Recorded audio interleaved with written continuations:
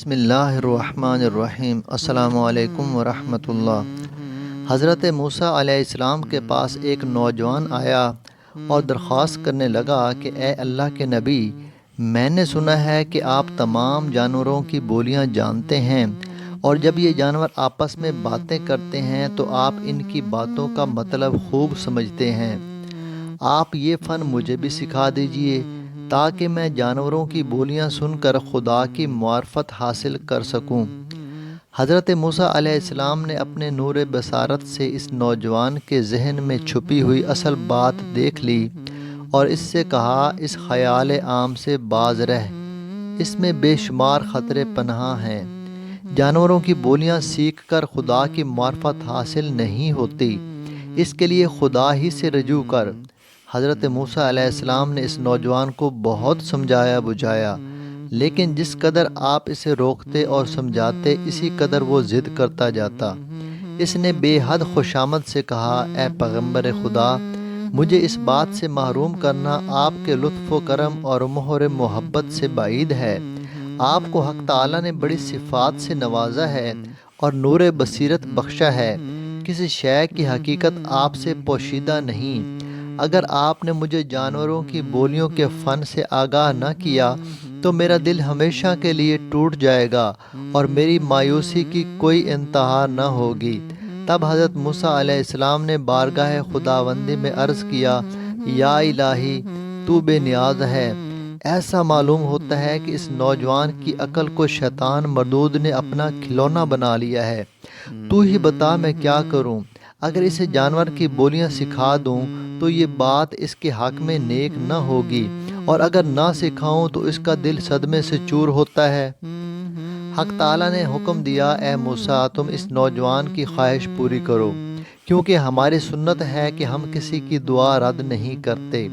یہ حکم پانے کے بعد حضرت موسیٰ علیہ السلام نے سوچا، ایک بار پھر اس نوجوان کو اس خیال سے باز رہنے کی کوشش کروں۔ چنانچہ آپ نے اسے نہایت شیریں اور نرم لہجے میں سمجھایا کہ خدا نے اجازت تو عطا فرما دی ہے اور اب تیری مراد خود بخود پوری ہو جائے گی، لیکن تیرے حق میں بہتر یہی ہے کہ یہ خیال ذہن سے نکال دے اور خدا سے ڈر، کیونکہ یہ پٹی شیطان نے تجھے پڑھائی ہے۔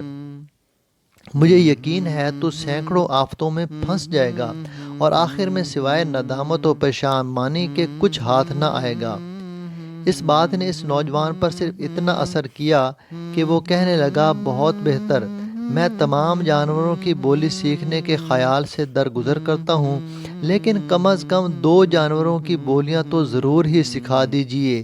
ایک اس کتے کی بولی جو میرے مکان کے دروازے پر پہرا دیتا ہے، اور دوسری اس مرغ کی بولی جو میرے گھر میں پلا ہوا ہے۔ بس میرے لیے ان 2 جانوروں کی بولی سمجھ لینا ہی بہتر ہے۔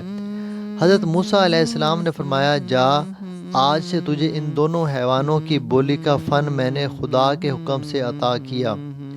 وہ نوجوان خوشی خوشی گھر واپس گیا اور اگلے روز اپنے پالتو جانوروں کی باتیں سننے کے لیے دروازے کے قریب کھڑا ہو گیا۔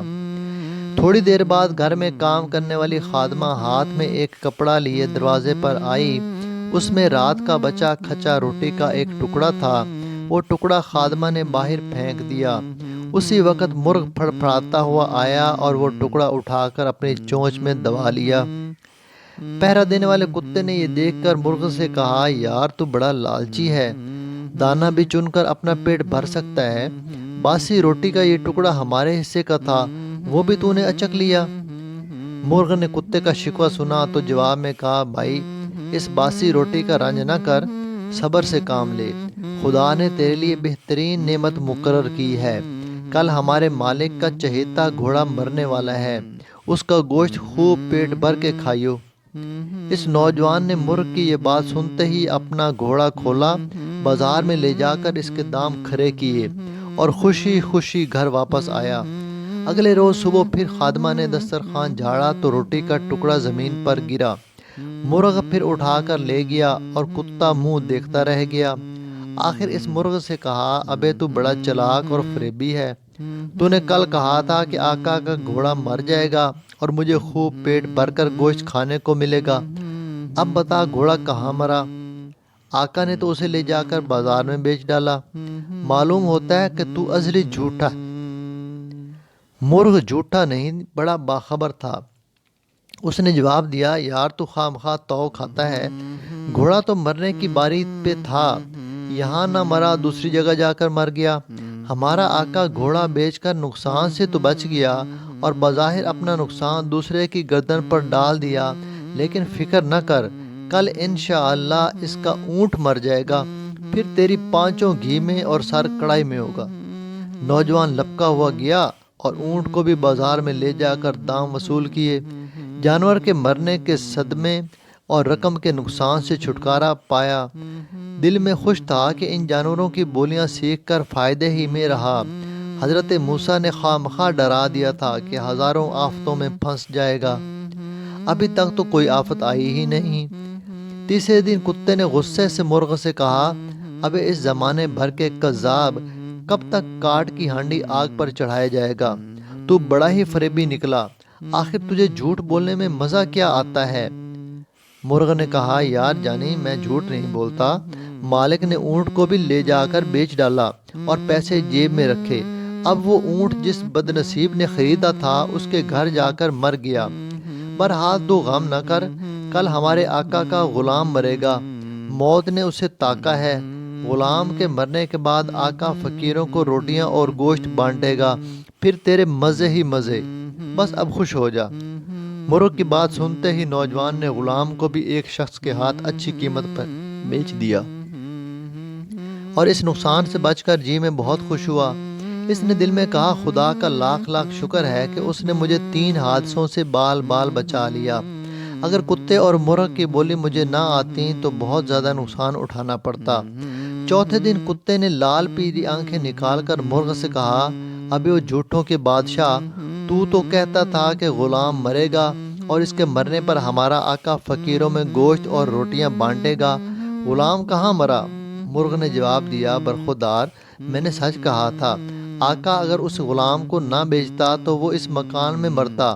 بہرحال جس نے اسے خریدا وہ اب اپنے نصیب کو رو رہا ہوگا، کیونکہ غلام اس کے گھر جاتے ہی اگلے روز صبح مر گیا۔ لیکن اب تو خوش ہو جا کہ خود ہمارے آقا کی باری آ گئی ہے، کل یقیناً یہ مر جائے گا، اب دیکھتا ہوں کہ وہ اپنے آپ کو موت کے فرشتے سے کیوں کر بچائے گا۔ کاش وہ بے وقوف اتنا سمجھتا کہ ایک نقصان سینکڑوں نقصانوں کا صدقہ ہوتا ہے۔ یاد رکھ کہ جسم و مال کا ضیاع جان کا صدقہ ہے، لیکن افسوس اب تو قصہ ہی تمام ہوا جاتا ہے۔ آج ہمارا آقا سوئے آدم روانہ ہو جائے گا، پھر اس کے والی وارث گائے ذبح کریں گے اور دیگیں چڑھیں گی، روٹیوں کے ٹکڑے اور ہڈیاں بوٹیاں اس کثرت سے تجھے کھانے کو ملیں گی کہ جی بھر جائے گا۔ آقا نے جب اپنے مرنے کی خبر سنی تو پیروں تلے سے زمین نکل گئی، ہاتھ پیروں میں دم نہ رہا، گرتا پڑتا بدحواس بدحال حضرت موسیٰ علیہ السلام کی خدمت میں حاضر ہوا اور ساری داستان سنا کر فریاد کی، اے خدا کے سچے نبی، مجھے ملک الموت کے پنجے سے بچائیے۔ حضرت موسیٰ علیہ السلام نے فرمایا، ارے احمق، اس میں ڈرنے کی کیا بات ہے، اور تو بازار میں جا اور اپنے آپ کو بھی بیچ ڈال، تو اس کام میں بڑا ہوشیار ہے، اس مرتبہ بھی اپنا نقصان کسی اور کے سر پر مل دے اور خود کو بیچ کر جو مال ملے وہ اپنے خزانے میں بھر لے۔ سچ ہے، آنے والی مصیبت کو عقل مند پہلے دیکھ لیتا ہے اور بیوقوف آخر میں۔